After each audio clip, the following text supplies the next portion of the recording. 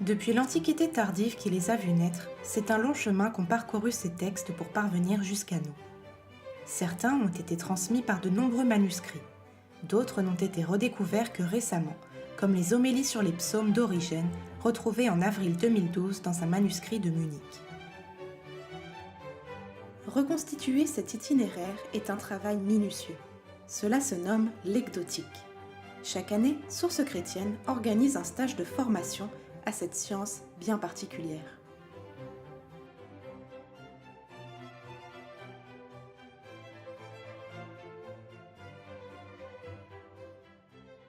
Il s'agit de suivre les étapes de l'édition. Dans le cadre d'un stage d'ecdotique, on va commencer par rechercher son texte, le texte qu'on va choisir d'éditer. Pour ce faire, et on vérifie d'abord si ce texte est éditable. Dans ce cas-là, on se réfère soit à un texte déjà édité, c'est le cas la plupart du temps, donc on consulte des éditions anciennes, et on consulte les introductions des éditions anciennes, soit dans le cas d'un texte inédit, on va se confronter directement au manuscrit, ce qui est très rare de toute façon et concernera très peu de cas. Alors, il faut savoir où sont les manuscrits du texte qu'on veut éditer, parce qu'ils peuvent être n'importe où dans le monde. Pour un auteur ancien, grec ou latin ou oriental, les manuscrits ont voyagé beaucoup. C'est la vie des textes. Ils ont été recopiés, ces textes, lus, commentés, débattus, enseignés. Et donc, tout ça, ça entraîne des copies qui se dispersent et qui voyagent d'une bibliothèque à l'autre, d'un érudit à l'autre, etc. Donc, il faut chercher où sont les manuscrits une fois qu'on a choisi l'auteur et l'œuvre qu'on veut éditer. Et pour ça, on a aujourd'hui des instruments de travail qui nous aident beaucoup. Chaque grande bibliothèque où il y a un fonds important de manuscrits anciens édite en général un catalogue de ces manuscrits, mais maintenant il y a en quelque sorte des catalogues de catalogues, c'est-à-dire des bases de données accessibles sur Internet, notamment les bases de l'Institut de recherche et d'histoire des textes, Medium pour les manuscrits occidentaux, Pinakes pour les manuscrits grecs notamment, et ça c'est très pratique parce qu'on tape le nom de son auteur ou de son œuvre, et puis il vous donne une liste qui n'est pas forcément exhaustive, ça ne dispense pas d'aller gratter dans les coins après, mais une liste quand même pour l'essentiel assez complète de tous les lieux, les bibliothèques, les grandes bibliothèques du monde où il y a soit l'œuvre complète recopiée dans le manuscrit, soit même des morceaux d'œuvres, parce qu'il y a des florilèges, etc.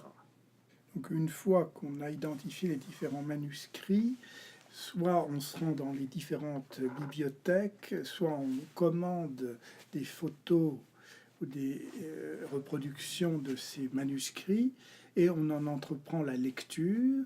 Cette lecture suppose de connaître la langue en question, donc pour les langues anciennes, essentiellement le latin ou le grec, et de déchiffrer les écritures de ces manuscrits qui remontent essentiellement au Moyen-Âge, aux années entre le 7e, 8e siècle et la Renaissance. Une fois qu'on a fait cette lecture et donc on a enregistré, noté les différentes leçons des manuscrits, on peut entreprendre ce qu'on appelle leur collationnement, c'est-à-dire qu'on dispose dans différentes colonnes les différentes leçons et on les compare entre elles. Ce qui permet d'identifier entre les différents manuscrits des familles et qui vont nous aider à organiser notre édition. Et le but final de notre tentative d'édition, c'est de reconstituer un texte, sinon original, du moins qui s'approche le plus possible du texte original, édité par l'auteur de son vivant ou après sa mort, par ceux qui se chargent d'éditer son œuvre. Sans compter l'auteur lui-même a pu éditer plusieurs fois son œuvre, donc on n'est jamais sûr d'approcher vraiment l'œuvre originale, mais on y tend. Tel est le but de l'édition. J'ai décidé de postuler ma candidature pour suivre le séminaire de paléographie et ectotique auprès des sources chrétiennes parce que considère que c'est un centre de recherche majeur en France et bien connu en Italie aussi. Pour la première fois dans ma vie, j'ai l'occasion vraiment de me mettre à contact avec un accès direct au texte. On voit une participation importante qui peut compléter la formation étudiante que nos universités donnent. L'ambiance est très sympathique et très conviviale. Je suis venue d'Allemagne pour le stage d'ectotique parce qu'on m'en a parlé beaucoup.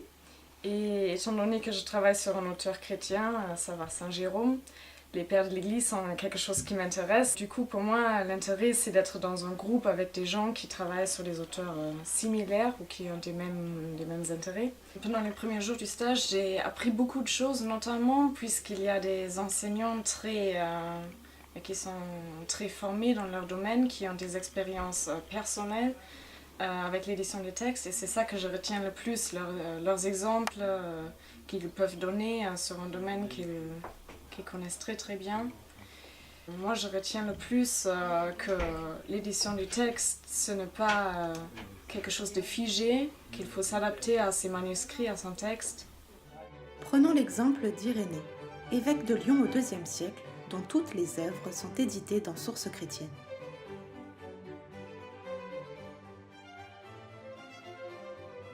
Pour prendre un exemple, la collection Sources chrétiennes compte 10 volumes d'Irénée de Lyon qui sont consacrés à son œuvre contre les hérésies.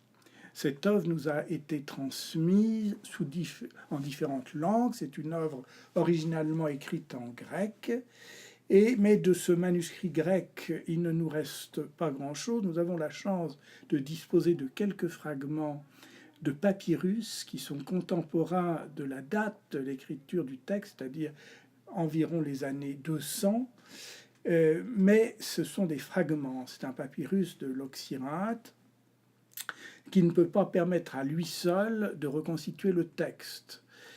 Nous avons de l'époque byzantine des fragments qui ont été recueillis dans un florilège, dit florilège d'Ocride, qui permettent eux aussi de reconstituer une partie du texte en grec. Mais c'est tout à fait insuffisant pour reconstituer l'ensemble du texte, et on doit faire appel pour éditer le texte aux traductions de ce texte, traductions anciennes.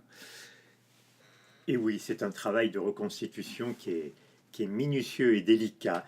En effet, l'œuvre d'Irénée a été perdue en grec, la langue où il l'a écrite. Mais heureusement, il avait été en effet traduit dans l'Antiquité. Alors, la base essentielle pour éditer aujourd'hui le texte d'Irénée, c'est une version latine qui date probablement du IVe siècle. On n'est pas toujours d'accord sur la date précise. Mais là, on a l'œuvre complète en version latine d'Irénée, pour le contre les hérésies.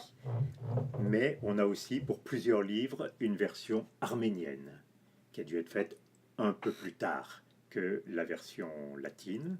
Et on a même, pour certains passages seulement, une version syriaque, parce qu'il y a un auteur grec du VIe siècle, Sévère d'Antioche, qui a cité Irénée, et le texte de Sévère d'Antioche a lui aussi disparu. Ça, c'est les aléas de l'histoire des textes anciens. Mais il avait été traduit en syriaque, ce qui fait qu'on a un peu d'Irénée en syriaque aussi. Alors, ça fait toute une mosaïque, comme ça, de versions anciennes, qui demande des compétences linguistiques assez variées, puisqu'il faut pouvoir lire un peu de syriaque, beaucoup d'arménien et beaucoup de latin pour se rapprocher de l'œuvre telle qu'Irénée l'avait écrite. Et bien c'est en utilisant toutes ces sources, et c'est ce qu'ont fait les éditeurs de Sources chrétiennes dans leur grande édition en 10 volumes, en utilisant toutes ces sources, on arrive à restituer en traduction française à peu près ce qu'avait dû être la pensée et le texte d'Irénée.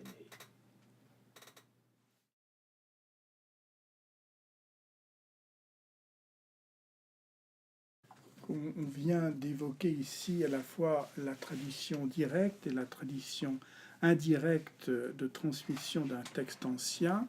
On peut préciser également, dans le cas de cette tradition indirecte, qu'il existe plusieurs formes de transmission, notamment ces textes sont cités par d'autres auteurs plus tardifs, dans la mesure où ils intéressent un public varié dans le cadre des écoles monastiques au Moyen-Âge, dans le cadre de la Lectio Divina, dans le cadre aussi des controverses théologiques où des extraits vont être repris, notamment dans le cadre des conflits entre catholiques et protestants pour soutenir telle ou telle thèse.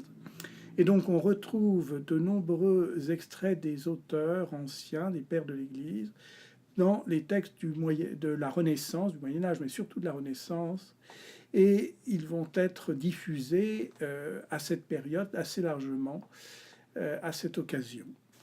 À certaines époques, par exemple à l'époque carolingienne, les théologiens occidentaux citaient énormément les pères de l'Église, parfois sans le dire, mais ils leur reprenaient des pages entières, ce qui fait qu'on peut retrouver des pages de pères comme saint Augustin ou d'autres chez les auteurs carolingiens, et c'est précieux pour l'édition des textes parce que ce sont des témoins plus anciens que les manuscrits dont on dispose par ailleurs. Et puis ensuite les humanistes se sont intéressés à ces textes, et on a par exemple pour Irénée, on a une belle édition faite par Erasme au début du XVIe siècle de l'œuvre d'Irénée, et c'est un chapitre important de l'histoire du texte d'Irénée, cet intérêt humaniste, et c'est vrai pour beaucoup d'autres pères de l'Église. Parfois, ces éditions elles-mêmes sont une source pour l'éditeur moderne, parce qu'il arrive que les éditeurs humanistes aient pu disposer de manuscrits qu'on a perdus depuis eux, ce qui fait que leurs éditions deviennent une source presque à l'égal d'un manuscrit pour éditer aujourd'hui ces textes. Une fois ce long travail de recherche achevé et mis en forme, le livre peut naître.